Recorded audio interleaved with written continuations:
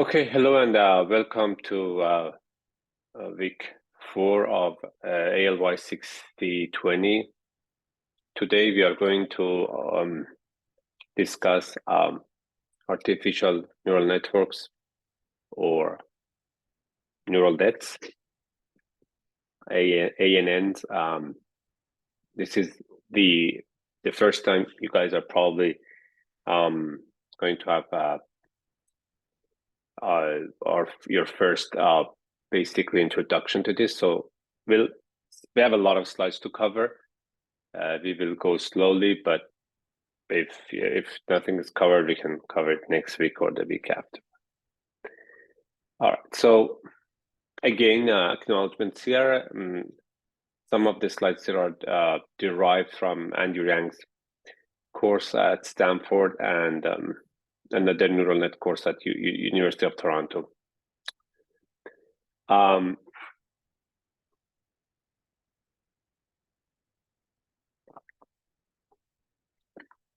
This is a brief agenda for today. We are going to talk about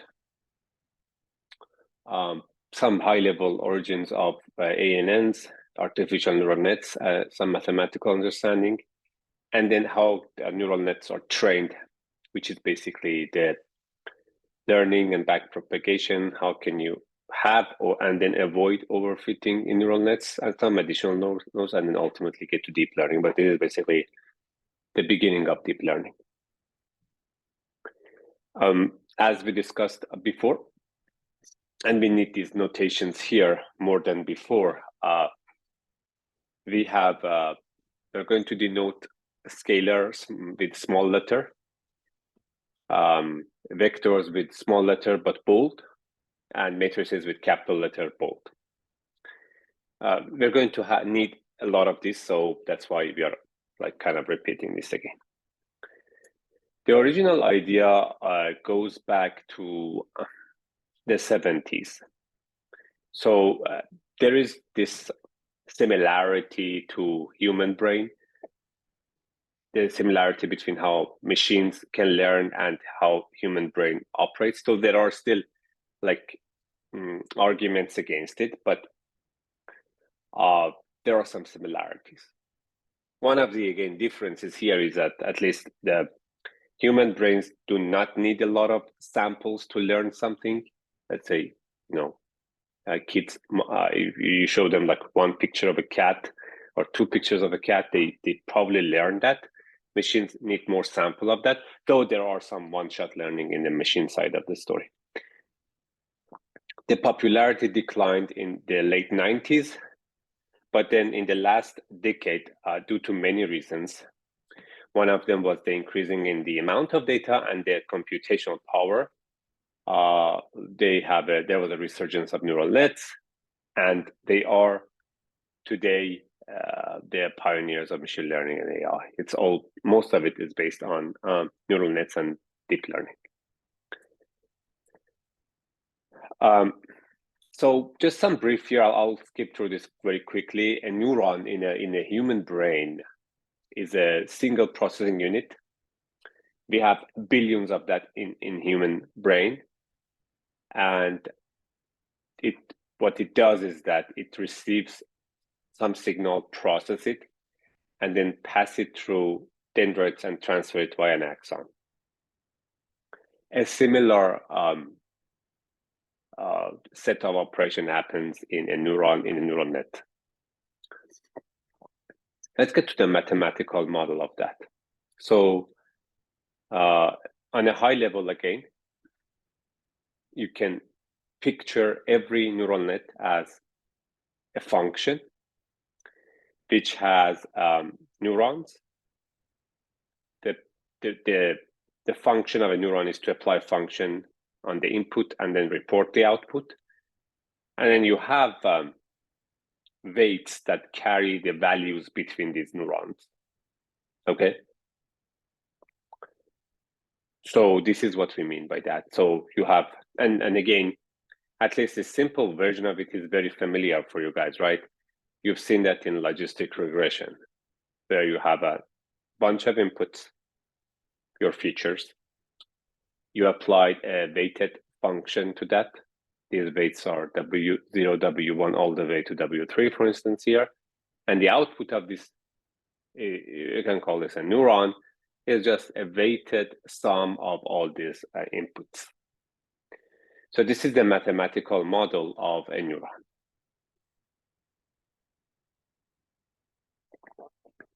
Any question? Okay. So just to put stuff into a more vector matrix format, you apply, let's think of the first layer, right? Or, yeah. So what you have here, or the ith layer, right? So let's say, let's talk about I, but then I'll get to a second what is I and what is J here. But basically, for the ith data point, the output yi is a weighted linear combination of xij's. So fix I for a moment, just ignore I. I think it's better to ignore I. What you have is a weighted sum of weighted sum of these xi's, right? So xi's go from xi0, xi1, all the way to xim. So you have m number of xi's, which gives you the weighted sum of that, like this, would give you y, or yi. And let's assume you have many of these y's, so this is just the ith version of that. To simplify the mathematical formulation here, what we do is that we represent this weighted sum of the xi's as w, vector w transpose times xi. So here, this is just one way of summarizing this sum into a dot product of w and x. This is xi. If you exclude this y, this is xi, and you have w. So you just do a dot product of two vector. And what does dot product mean? It means that you just multiply the first element of the two vector, and then multiply the second, and then multiply the third element, and then you sum them up. So what happens in one of these neurons is that you just multiply wi with xi, and then sum them up. This is simplified and that's why we need vectors to put this. If we have a lot of these summations and multiplication, a simplified version of it is to show them by vectors and then matrices that you'll see in a sec, is that you just this is a vector of weights, and this is a vector of features. You just do a dot product. Any question on this slide?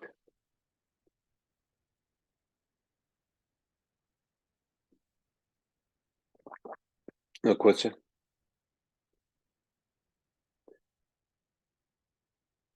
Okay. Now, this is what's happening in one layer of a neural net. I'll come back to this, but let's go to an example as to what do we do in each layer and what's happening. So think of a linear model. A linear model, as you all know, has some limitations, right? Do you guys all know what is an XOR function in logical circuits, or what is XOR? Does anyone know? Does anyone doesn't know? Oh, really? Okay. Okay, that's the thing. All right, let's talk about, okay, XOR is one of the, actually, now that you don't know XOR, let me go to some basics. Let me actually just,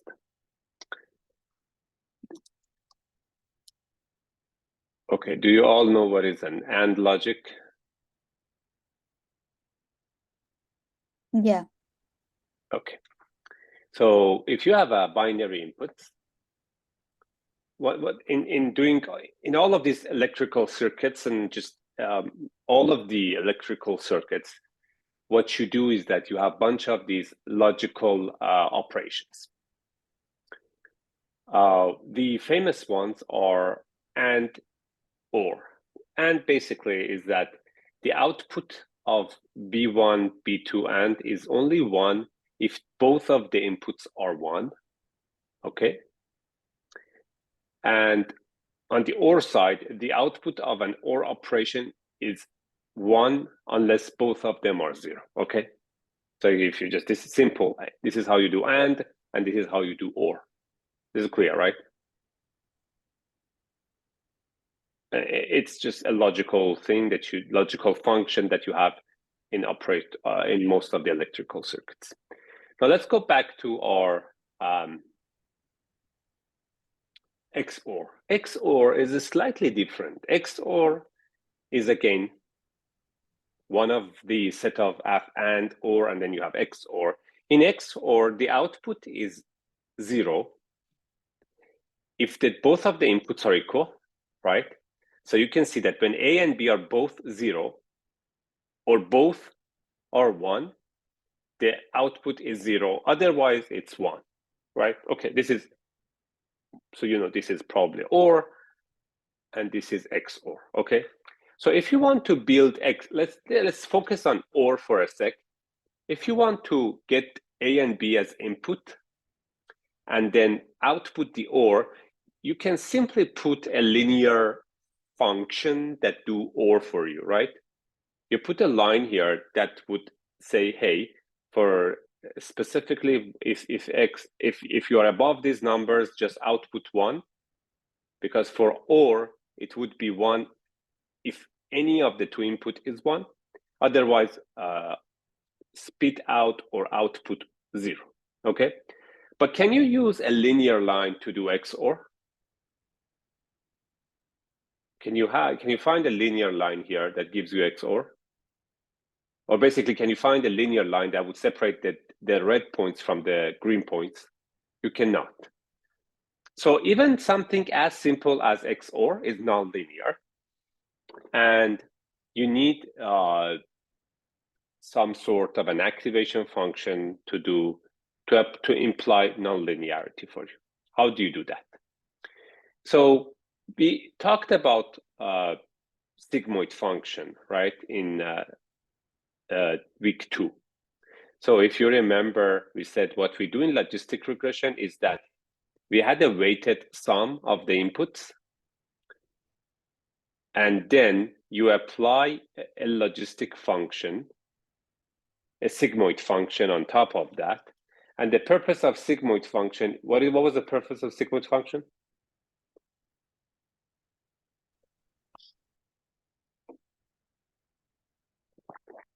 In logistic regression, why did we apply a sigmoid function? Want to make a probability? We want to create a number. We want to convert a number between -infinity to infinity to a number between 0 and 1, which looks like a probability, right? So the purpose of a sigmoid function in logistic regression, and you need to understand that before getting to neural nets. If you don't know that, please go back, watch those videos. So we applied that because we wanted to convert an infinite number to a number between 0 and 1, which, as Hijay said, represents a probability. The sigmoid function that we applied there is a nonlinear function. And it's one of the activation functions that we use not only on logistic regression, but also in neural nets, okay? So because we want to create nonlinearity, one of the ways, remember, there are many ways that you can create nonlinearity. One of them is that to do x squared, right? X squared, or x1, x2. These are all our tools to create nonlinearity. But our best tool, to create nonlinearity is to apply this activation function on top of the output of a neuron.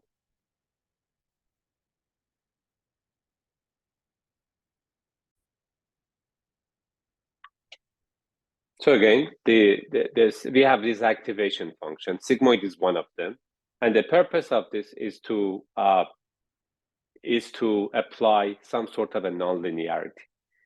Remember, what was the shape? What was the shape of a sigmoid function? The sigmoid function would look like this, right? Also, so yeah, that's the sigmoid function. It creates nonlinearity. You input and then the output, and then it looks like something like this, right? Okay. So let's go back to our XOR example.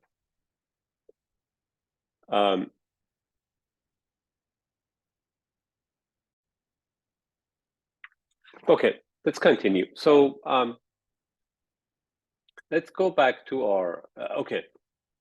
So I mentioned that sigmoid function is one of the way to create nonlinearity, right? So why do we need nonlinearity? Because for the examples like XOR, there's no way that you can create a line, a linear line, a linear kind of a hyperplane that would separate the red dots from the green dots. So you need some sort of a nonlinearity, and activation functions such as sigmoid would do that. When we talk about sigmoid, right, on week 2, we just mentioned sigmoid. We didn't mention activation function. Sigmoid is one of the many activation functions that we use on top of our weighted sum to convert an infinite number to a probability or to a number between 0 and 1. You have a hyperbolic tangent. You even can use a linear or ReLU function to do that. So your tools, your activation functions are not limited to sigmoid. You have a bunch of other activation functions. And again, not all of them would convert it to a probability. So again, the whole purpose of activation function and sigmoid is not necessarily to convert this to a probability. It is the case for sigmoid, but it's not the case in general. The purpose of activation functions is to add nonlinearity to the models. You can do that using sigmoid, tangent hyperbolic, linear, even linear like this, which is zeroed here. So this is linear, but ReLU, which is rectified, it gives 0 if x is smaller than, if x is negative, and would make it a linear if x is larger than. Even this one would add nonlinearity to the model. So again, the summary that you need to add nonlinearity to your model. And one of the best ways to add nonlinearity to your model are activation functions. So far, you've been familiar with sigmoid. It is one of the activation functions, but you have tangent hyperbolic and ReLU as the other 2 activation functions that we are going to use in neural nets. Any question? It's clear? Good. So again, the importance of activation function is that if you have such a distribution of 2 classes, red and green dots, you need basically, you cannot find a linear function that could, a linear decision boundary that would separate the green and the red dots. But if your nonlinearity would give you a capability to separate the green and red dots from each other, you need to add that nonlinearity to your neural net, and you can do that by using activation functions. Now let's go back to our neural net structure, right? So if you remove the node Z2 here, and you're only left with Z1, right? So you have 3 inputs, your node Z1, which is simply your logistic regression, right? So does everyone understand this notion that if you remove the node Z2, keep node Z1, you have a logistic regression, right? It's nothing more complicated, just a logistic regression. And you will understand today that neural nets are just a stack of multiple logistic regression. So now think of adding another node here, Z2, which is another function of x0, x1, x2, and then you apply a nonlinear activation function on top of it. So Zj is, for every Z, you have a weighted sum of xi's, right, or xj's. So Zj is just a weighted sum of xj's. So you have Z1 and Z2. Obviously, the weights here are different, right? So the weight that would connect x0 to Z1 is different than the weight that would connect x0 to Z2, right? These are all W's.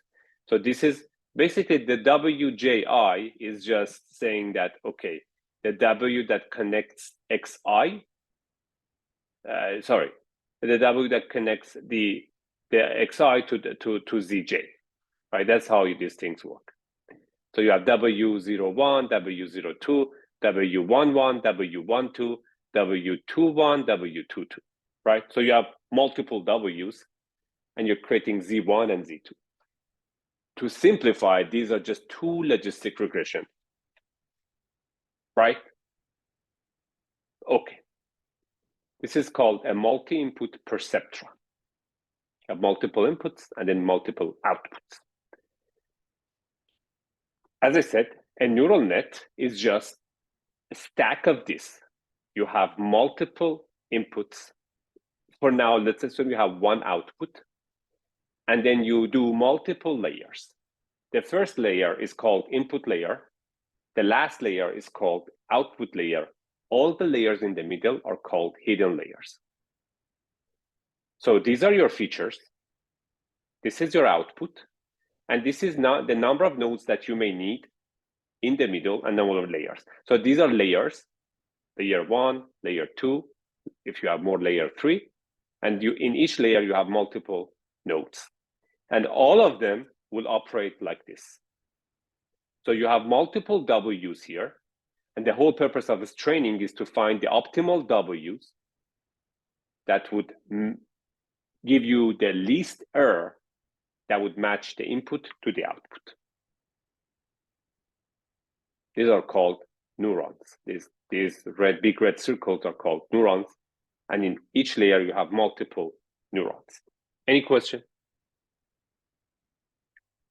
So you can see that the description of a neural net is just a stack of logistic regression. Is not really just to simplify. It's a truth of a matter that really a neural net is just a stack of logistic regressions.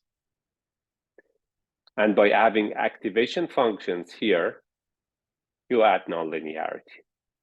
And by adding more of it, so the more layers you have up to a certain point, the more nonlinearities and complexities you can handle.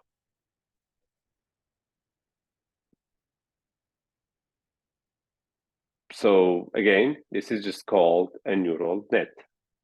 In this simplified version, you have 3 layers. Apart from the input layer and output layer, you only have one hidden layer.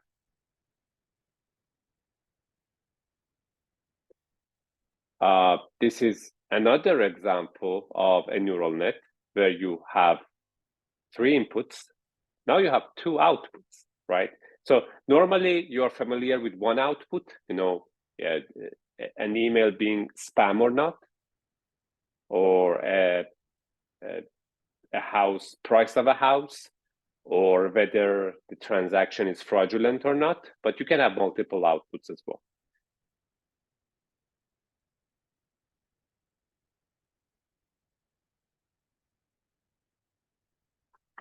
So just to simplify and just, kind of go over the notations, we identify the number of features with M. You have M here, you have 3 features. You have some number of outputs. In each layer I, you have di number of neurons. So basically D1 is just the number of features because it's just the number of neurons in the first layer. This is fixed, you cannot change it. This is just the number, your number of features. This is also fixed because it's the number of your outputs. Here you have 3 features, 4 output, and you have 2 layers in the middle. Layer 2 and layer 3 are in the middle, and they each have 5 neurons. Between layer I and layer I plus 1, you have a matrix of weights, right? So you have Wi, or let's say if it was J, it was Wij.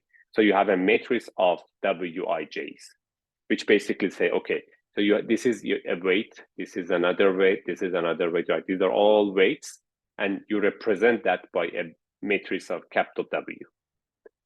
So to simplify, so you have 3 matrices here, right? You have 1 matrix here, 1 matrix here, and 1 matrix here. You have 3 matrices. One that would connect input layer to the first layer, one that would connect layer 1 or the first hidden layer to the second hidden layer, and that would, the last one that would connect the second hidden layer to the output. It is easy to figure out that the first matrix is 3 by 5. You have 15 weights in the first layer, connecting the first layer to the second layer. You have 5 by 5 matrix in the middle, and then you have a 5 by 4 matrix in the middle. So you have 15 weights to learn on the first layer. You have 25 weights to learn in the middle layer, and then you have 20 weights to learn them. So on aggregate, you need to learn 60 weights, right? So at the end, when the training of this neural net is finished, which takes some time, you are not learning just one feature, one set of weights. You are learning 3 matrices and on total 60 weights for this simple example. Any question?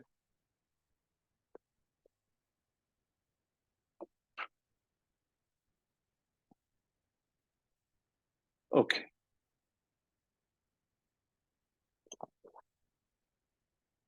So here you have 5 hidden neurons here and 5 hidden here. This is just a pictorial example to tell you how sophisticated you can get with adding more neurons, right? Adding layers, and in each layer you have neurons. So let's say the goal here is to identify train a neural net that is ultimately trying to separate green dots and red dots. If you only have 1 layer, let's say with 3 hidden neurons, the best you can do is something like that. If you increase your number of layers and neurons to 6, to have 6 hidden neurons, you can classify more. And then ultimately, if you get to 20 hidden neurons, you are able to have some sort of a non-linearity to capture and distinguish all the red class from the green class. So you see, the more complex your neural net gets, the more you can learn. Of course, we all know there's a certain point of overfitting. Any question?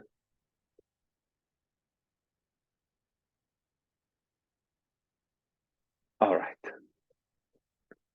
So again, it looks like that neural nets are very powerful. You can, if your computational power allows you, you can increase more neurons, which is what we are doing these days. But it is possible to get to overfitting, right? So one would simply, it would be a very fair question to say, hey, is this not overfitting? And the answer is that probably it is. All right, let's take a break, and then we'll go back to do our XOR example.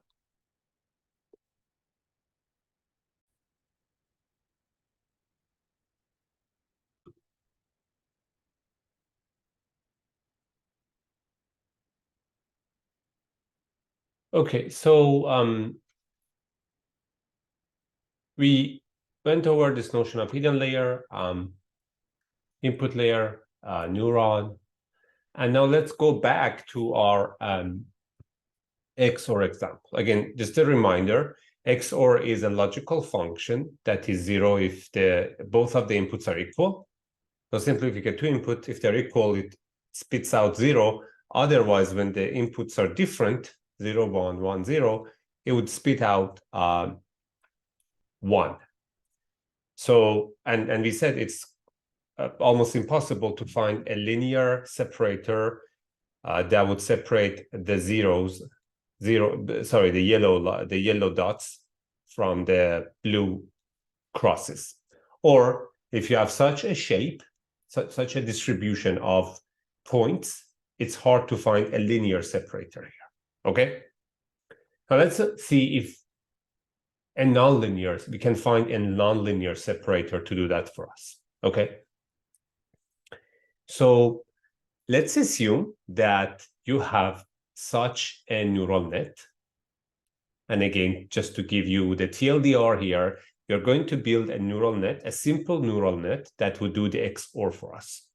Meaning that if these two are 0, we would get, what was XOR? 0. So we would get a 0 here, something very close to 0 if these two are equal. And we get something very close to 1 if these two are different, 0, 1, or 1, 0. And I'll explain in a second what is this 3.7 or 2.9. And again, every layer also has this bias node. Okay. If you have any questions, just feel free to jump in. So the inputs are, we have two inputs, x0 and x1. They can be 0 or 1, as we know. We are trying to build an XOR. We are trying to build a neural net that does the XOR for us. And let's see what would happen. Let's see what would you get here on and you have one hidden layer, right? You have one hidden layer. This is your one and only hidden layer, and this is your output. Let's see what would be your output if x is 0, x0 is 0, and x1 is 0. It would simply be 3.7 times 0, 3.7 times 0 plus, what is it? It's 1 times 1.5. And you have to remember, you also have a logistic regression you have a sigmoid function on top of this. So what we are seeing here is just not it's a sigmoid function applied on top of this. So simply what you see here is your input times 3.7, it's 0, so you will get 0. 0 times 3.7 minus 1.5 times 1, and then you apply the sigmoid function, which is 1 over 1 plus e minus x. You would get 0.80. So, and then you can do that. You can repeat the same exercise for other possible input. So here we are just trying to see what would you get here in this hidden node here if the inputs are both 0, 0, 1, 1, 0, and 1, 1. So just pausing here, can you guys tell me what are we building here on H1, just the hidden node 1 here? What are we really building? The ultimate goal is to build XOR, right? The final goal is to build XOR. But can you tell me from a logical standpoint, as a result, what are we building here? We are building an OR function. Why? Because when one of the input is 1, you are getting a number very close to 1. And when both are 0, you're getting a number very close to 0. And again, you need a separator at the end because everything here is continuous. So you won't get an exact 0 or an exact 1, but you can then use this to say, hey, it looks like I'm building an OR function here. And it looks like you are building an AND function here. And then when you look at the result, it looks like as a result, you would get 0.22 and 0.17 when the inputs are equal on the red output node, and you get a 0.76 on the red node when the inputs are different. So you have approximately built an XOR using 2 layers in a way. If you look at it, you have 1 layer here, and then you have another layer here. So you build 2 logistic regression, stack them up on top of each other, and you are able to do a nonlinear function like XOR. I'm going to pause here and wait for your questions, because definitely worth it. I want you guys to understand a very simple example here that we are building. The goal was to build an XOR function. And this is the XOR. Again, just to remember you guys, this is our XOR. This 0, 0, output 0, 0, 1, output 1, 1, 0, output 1, 1, 1, output 0. Or you can take a look at this. Questions? All right. So, but let's see where these numbers are really coming from, because it could still be a question in your mind that, okay, we have 3.7 times 0, 3.7 times 0 plus minus 0.5 times 1. How do you get 0.18? Okay, just to give you an example here, think of 1, 0, right? So which is basically this line here, the third line. Think of the input to be 1 in x1 equal 1, x0 equals 0, and see what you get. On the first hidden node here, you have 1 times 3.7 plus 0 times 3.7 plus 1 times 1 minus 5. This is 2.2. The sigmoid of 2.2 is 0.9. And on the node here, you have 1 times 2.9, 0 times 2.9, and 1 times minus 0.46. It gives you 1.6 negative. The sigmoid of that is 0.70.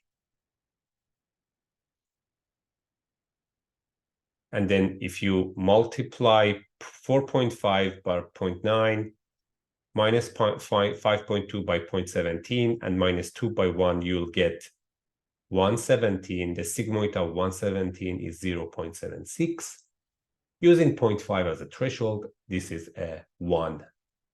So this is just to give you the full example of what would you get at the output if the input is 1 and 0.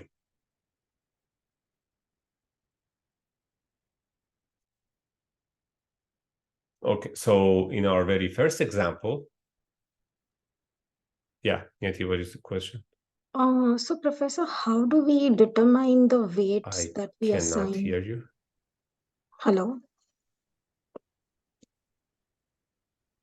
Hello? I can hear her. Maybe I can type the question out. No, I can hear now. Okay. Okay. So how do we assign these weights, like 3.7 to 0.9? How do we assign those? How do we determine Yeah, them? actually, I was waiting for this question. Thank you. Yeah, this is so we are kind of going backwards. We will provide input data. You train the network. As a result, you'll get this. We don't assign them. We train them. There's a process of training that we'll go over today. And as a result, you get these optimal weights. Like when you find the optimal weights for a logistic regression, or the optimal decision tree, whatever. This is a training process. As a result, you'll get these numbers.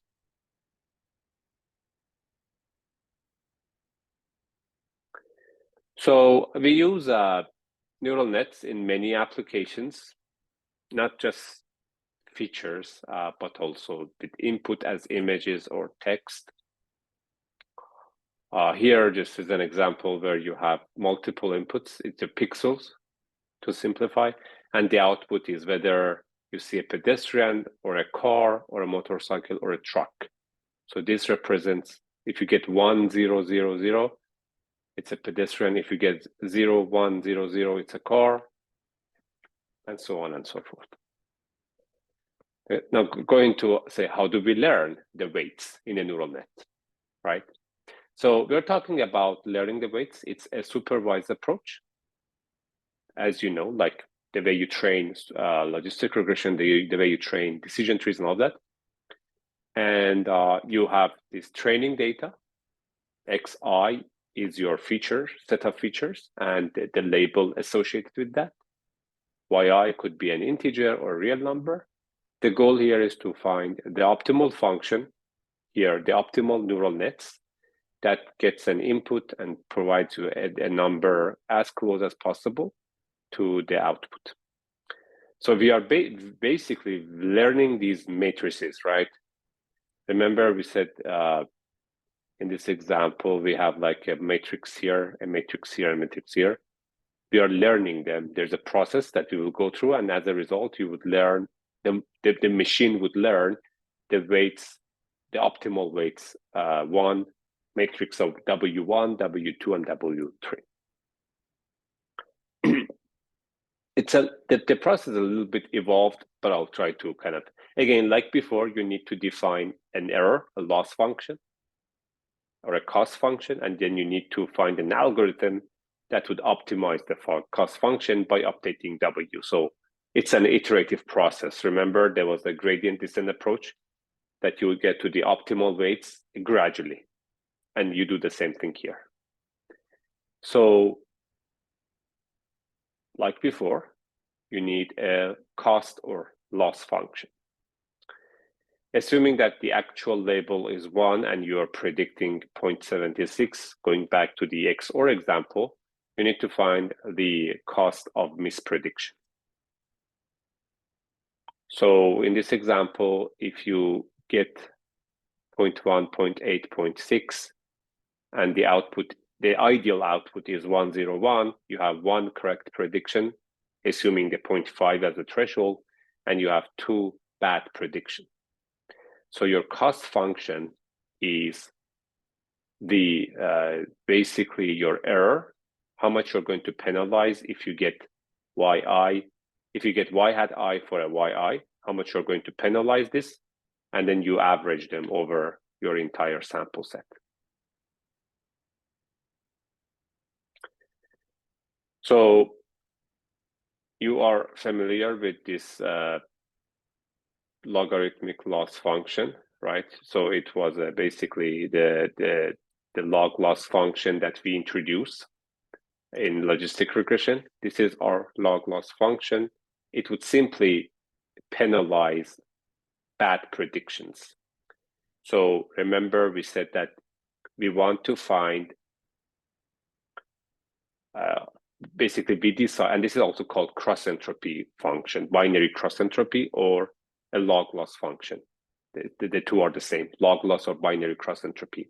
What this does, as we went over on week 2, it basically, for every ideal yi, the true label, it takes a look at yi, and remember, yi's are not 0, 1, they are a probability, and it takes the log of it to penalize this. So if yi is 1, and this number is very close to 1, this is going to be a very small number. The farther y hat I is from 1, like 0.9, 0.8, the more you would be penalized. So here's the thing, even though yi is, let's say, think of an example. Even though if for a yi equal 1, y hat is 0.9, right? you're going to predict 1. Right? Okay, let me write this example just to repeat what we talked about.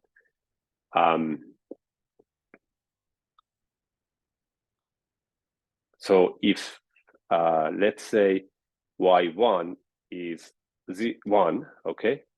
And for whatever reason, y hat 1 happens to be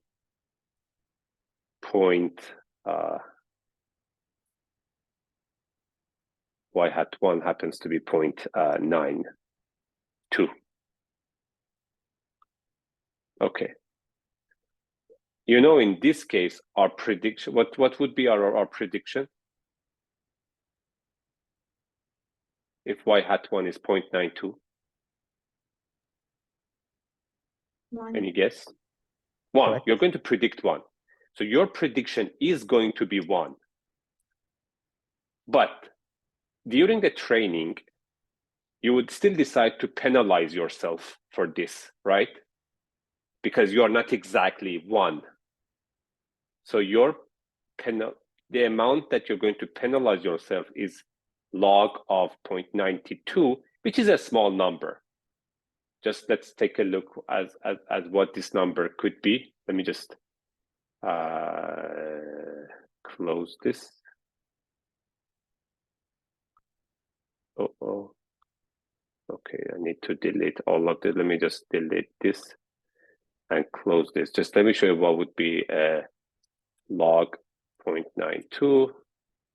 It's a small number, but you're still going to penalize yourself, right? So again, just repeating what we talked about in week 2, the way you would penalize a binary classification is that you define something called logistic log loss or binary cross entropy, which is defined like this: yi log of y hat I. Again, y hat I is your prediction output of this, and this is for the other label. You can define a mean squared error if you are doing a regression problem. So again, this is for classification. And again, this is exactly like logistic regression, and this is exactly like linear regression. So again, you can have a regression neural net, and you can use a mean squared error here. So to summarize the problem, you have n sample, n training data. You are trying to learn multiple matrices, W0, W1, W2, W3, all of them all together. The goal here is to find the optimal set of matrices, set of weights. You have many weights to learn, such that the cost function is minimized. The cost function is the average of all the samples that you have, log loss for Wi, log times log of W hat I. The goal here is to minimize the cost function, and your cost function is just the average of the log loss or binary cross entropy function. So you are going to use, again, one of the still powerful algorithms to find the optimal weights. Is called gradient descent. It's an iterative algorithm that it starts from some initial point, and iteratively, it gets to the optimal point. Sorry, iteratively, not recursively. It would get to the optimal point. The optimal point is the one that would minimize the cost function by changing W's and biases. This sounds familiar to you guys, right? We talked about starting from this point and get to this optimal point, or you may, because they're local optimized, you may also get locked into an optimal, local optimal, which is probably not super optimal.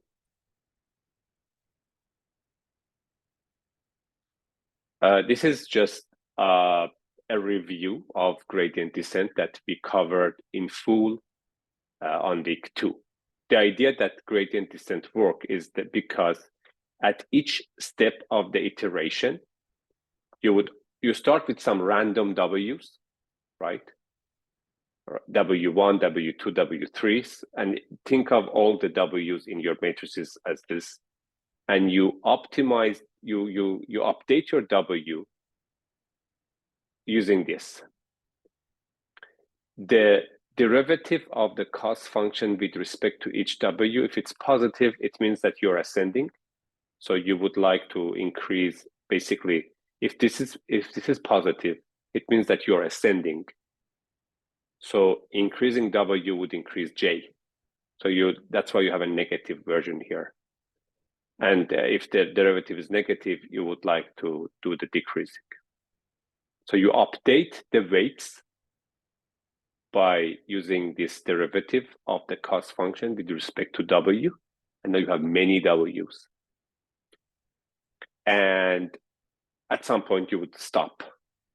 This is the point where this is not changing much, so you would stop. In this example, you would stop at some point where W's are not really updating or your error is not getting smaller. So the gradient descent algorithm starts with some random weights. This is important. Remember here, you start with some random weights, some random number, not these numbers, random number, 0.1, you start with some set of random numbers, and slowly and gradually, you would update the W's using this function, which uses the derivative of the cost function with respect to each W. So you would update the weights as you go using this gradient. And you have a learning rate, of course, to also tune until you converge, until the point that the error is not getting smaller or W's are not changing that much in every iteration, in one iteration with respect to the iteration before. Questions? So one of the kind of interesting part of these neural nets is this notion of backpropagation. So the way you have is you have this forward version where you obviously calculate. But during the calculation of gradient descent, you have to backpropagate, right?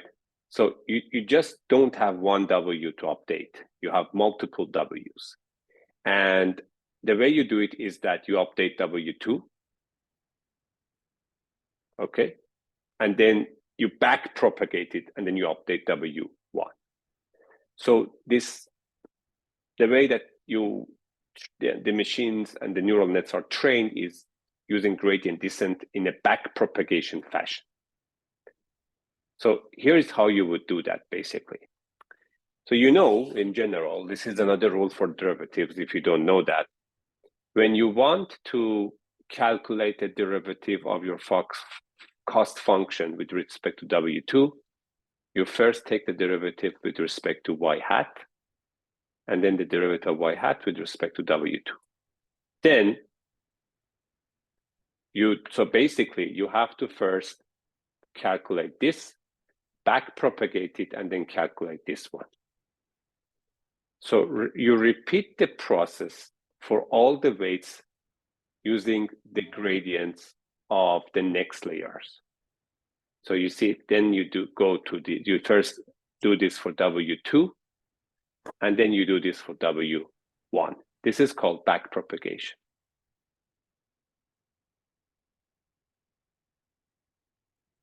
So you do this for the outmost layer, then you do this for the middle layer, and then you do this for the first layer. That's how you train your network.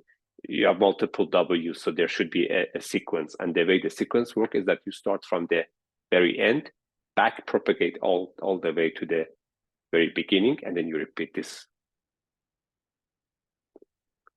As you can see, that's the different part with respect to logistic regression.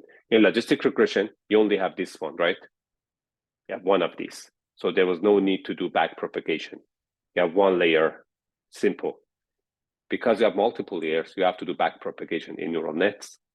And that makes training neural nets very difficult. As I said, the cost function may not be a perfect convex one.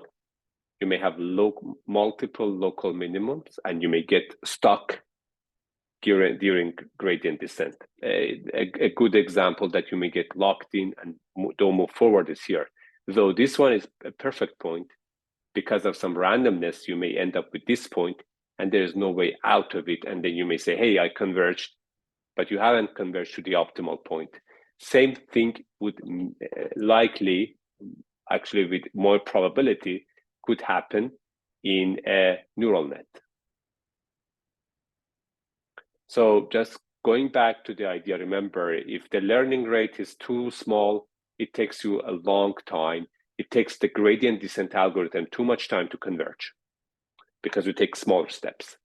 If the learning rate is too high, you start fluctuating, and you may never you may, but in this simple example, you may not converge easily because you have these swings across the optimal point. So there is optimal learning points, learning rates here. One of the things that you would one of your hyperparameters to play around with is the learning rate. There is also this notion of adaptive learning rates where you try different learning rates, as I said. The better solution is designed to an adaptive learning rate where you can change the learning rate as you move forward. So you can start with like large learning rates in the very beginning, and then you lower that in the middle or towards the end. For those of you who are interested, I highly recommend that you guys go beyond the gradient descent. We have very interesting tweaks that we do on top of gradient descent. These are actually, once you understand gradient descent, these are not very sophisticated to understand. In most of the modern day neural nets and deep learning, we don't use the vanilla version of gradient descent, but we use some sophisticated version of those. Again, these are minor tweaks that we do on top of gradient descent to improve the convergence. AdaGrad and RMS prop is one of the two ones. Any question here? Okay, so let's summarize what we have covered so far. There is this architecture that you have to choose. The given numbers, okay, fixed versions are the number of inputs and number of outputs, but how many layers you want and how many neurons you choose in each layer is for you to decide. So you are the architect of this neural net. You can design 2 layers or 3 layers, 5 hidden nodes in each layer or more or different. So usually we go with 1 or more hidden layer, but the number of outputs and input is obviously given by the problem definition. You start with random weights to train. These are the random weights that you have. And then you implement first a forward propagation to compute the output. Forward propagation is simple. You just compute the output. You define your cost function. Here we went through the binary cross entropy or log loss function. And then you implement the back propagation, which uses the derivatives starting from the back of the network all the way to the big front of the network, and then use gradient descent or any optimization algorithm to minimize the cost function W. This is cost function.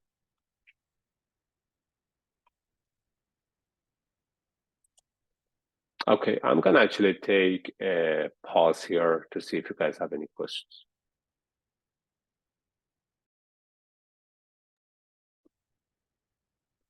All right, so let's go to some notions like overfitting. You can overfit in neural nets. Again, this is our infamous picture. You can underfit like the left, overfit like the right, or have the right separator like in the middle. This could happen in any model. We do a couple of things to avoid overfitting in general and for neural nets. The idea of general regularization is a technique that he used, again, for most of the machine learning models, not just one level.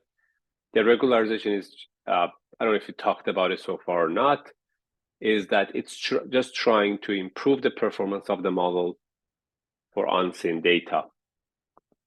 It penalizes weights. So actually, I think it may not have covered it. So let me just actually go through this idea of, okay, what is regularization in ML? So I kind of should have maybe covered this. Let's see if I can find a formula that is, okay. So remember, this was, take a look at it. It's worth talking about this. So we mentioned that this is our cost, right? The yi minus y hat I is our cost. But again, I think sometimes we also add a second term, which is called a regularization term, to our cost function. What it does that is say, hey, you know, we have multiple W's, right? Think of logistic regression again, forget neural nets. We may have multiple W's, but it is possible that for some reason, one of the W's becomes very large. A W is multiplied by a feature, right? So we're going to say, hey, in order to avoid overfitting to a specific weight or input, let's penalize large W's. This is called regularization. So in general, not just neural nets, we add a second term to our cost function, which is called regularization. It's simply just a sum of W's or W squared, which is trying to maintain a good balance such that not for any reason, one of the W's are becoming larger than the others, which is one sign of overfitting. This is called regularization. Beyond regularization, we also do some other stuff in neural nets to avoid overfitting. Examples are, we cannot go with too many layers. If you go too many layers, you are going to trap yourself into overfitting. If you choose many neurons in one layer, you are going to, again, get into the overfitting realm. Another thing that we do is the so-called early stopping, which is basically say, look at the error in the train and look at the error in the test set. And if the error in the test set start to increase, even though the error in the train set keeps decreasing, you can stop. So you can kind of say, okay, I do not want my neural net to be trained more than this number of iterations. And the other thing is kind of actually go back to the question Junchen asked, is that you can also, again, on every iteration, take a look at W's and say, hey, I don't want my W to go beyond this. So I want a controlled version of my weights. So you have many levers to pull here to control and prevent overfitting. Another very interesting thing that we do in neural nets under the bucket of regularization is called dropout. So it's very interesting. And kind of like when you start thinking about this, you find that, wow, these are very interesting techniques that they do. One thing that they do is that you train, again, remember, you have forward propagation to calculate y hat, and then you have backward propagation to back propagate the error and update the weights using gradient descent.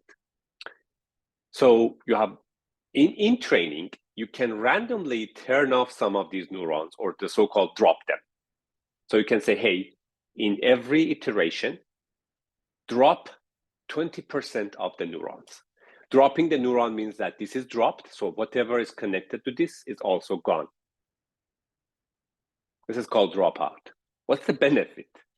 The benefit is that you would basically try to maintain, to try to control the dependency on this node by dropping it and making sure your network still tries to learn stuff. This is called dropout.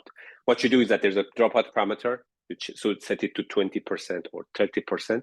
It means that in every iteration, it would randomly choose 30% of the nodes and drop them. Question on this?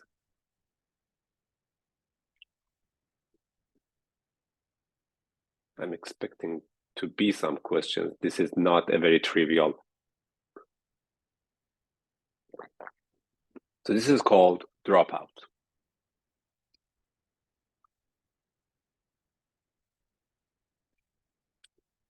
So you see, you can say, okay, I would like to randomly choose half of my neurons and deactivate them. So your network would be diminished to just these 2 here and the 3 here. All the other weights are gone at one step of the iteration.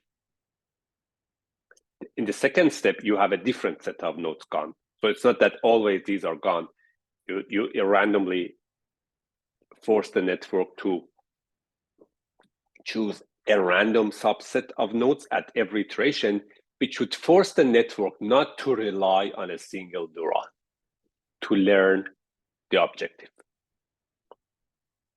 Early stopping is what I just explained. You, at every iteration, again, you have iterations, right? Backpropagation 1, backpropagation 2. At every iteration, you take a look at the loss or error on the train and the test set.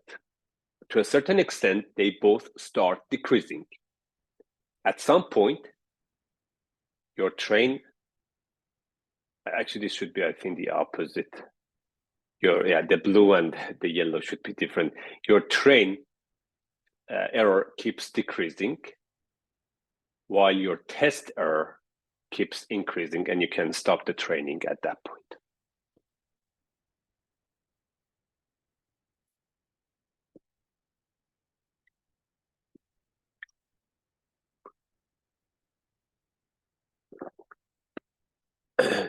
It's better not to initialize the weights with 0. You have to have some random initialization. And you can start with, again, back to question you asked, with very small random values. One of the things that we do is that we have to, if you have many samples, think of 1 million example, 1 million training example. So you cannot really train on the entire set. What you do is the so-called batching. To speed up the training, you group the training example into some mini batches. So think of 1 million data as 100K, 100K, 100K, 100K. And in each iteration, you only choose a batch or a subset of the batches to update the weights, to expedite the speed of training. And this is so-called stochastic gradient descent, which is the gradient descent with batching. So basically, in the difference between stochastic gradient descent and the vanilla version of gradient descent is that you pick a batch of the data and only update the W's on that batch for every iteration. So let's say you choose batch 1, you update the weights on batch 1, you go to batch 2, you again update the weights. What's the benefit of this? How is this going to help us? How is choosing only a batch of data and update the weights on that batch of data and not the entire data is going to help us? It will help us to make better predictions. So every time the new data is added, we can always go back and verify whether the weights that we have. Don't think of new data. Let's say we have 1 million samples. It's not updating, it's just 1 million. You have 10 batch of 100K. You only update the weights on batch 1, then you go to batch 2, update the weights, you go to batch 3, update the weights. Instead of updating the weights on the entire data, and again on the entire data. Actually, the batch version is not optimal in performance because you're only using a batch of data to improve the weights. You're not learning a lot. It's expedite the process. So theoretically speaking, the batch version is suboptimal because it only looks at a batch of data on each iteration. Remember, in the iteration version, you're looking at batch one only here if you do batch. Whereas if you do whole, you look at all the data.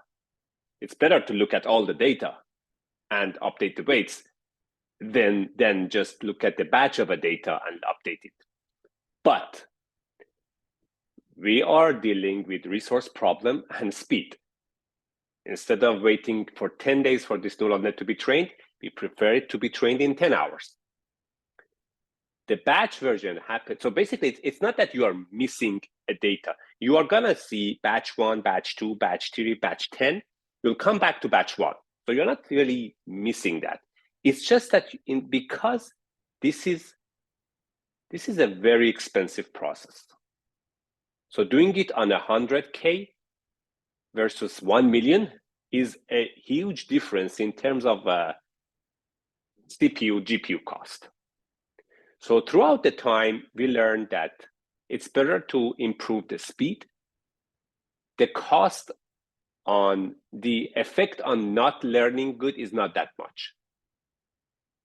So there are many techniques nowadays say, hey, if you have 1 million data, what would happen if you have only 500K data? You can see the difference is minimal. So you want more data, but there are ways to say, hey, you don't need to really train it on every iteration on all of the data. Use this batch. Next is deep learning. Basically, the neural nets are just deep neural. I mean, there is no, it's just that if you have more than one layer, it's called deep nets. But so far, we were already talking about deep learning. So deep learning and neural nets, to me, is just the same thing. If you have multiple hidden layers, it's called deep learning.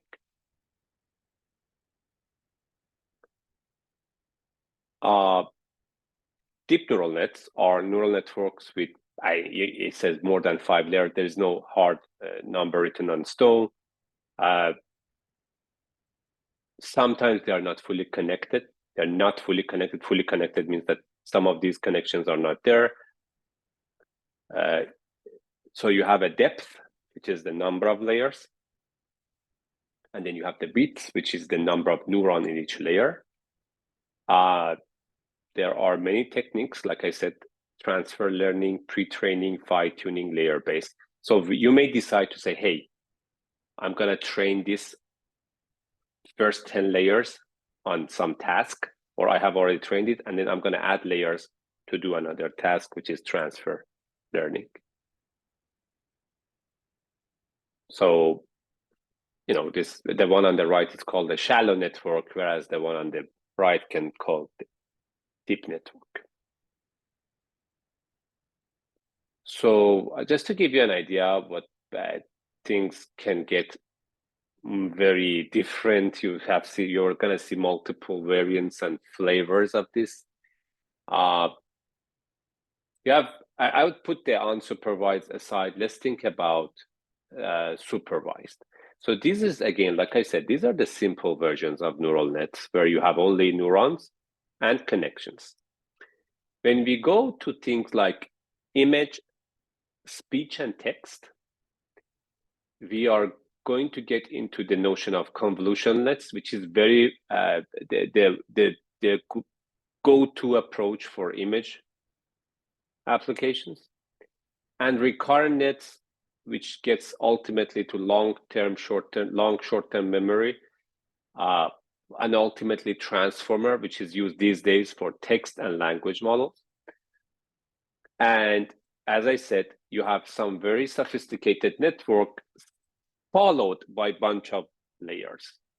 So, I mean, let me show you one thing. I mean, I don't know if, so if you just do CNN neural nets, and I'm just trying to see if I can give you yeah, that's what I was talking about. So in a typical convolutional neural net, you have these layers here that we haven't talked about today, but they are followed by a bunch of fully connected layers. So they're very, oh my God. Can I continue?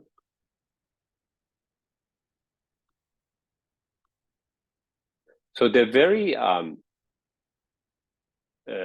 blue kind of layers here, what we went over today is this part of that, but what we have not covered is typically a deep learning conversation is why do we have such an architecture for the image? Or if I do, let's say, you know, a transformer architecture for, you know, text. So you are going to see actually like, again, you know, a stack of a different architecture that we haven't talked about, followed by hidden layers, right? So what these architectures are doing, which is the transformers or, you know, mostly transformers, is a topic of a slightly more sophisticated conversation that you can have. But the reason I was saying that going to these applications, you have some slightly sophisticated architectures followed by hidden layers. So for those of you who are interested, I mean, I definitely encourage you to go through some deep learning, you know, videos or books and all to get done. You have by what we covered today, you have the building block understanding of the neural net. So you can actually begin looking into some deep learning, you know, coursework.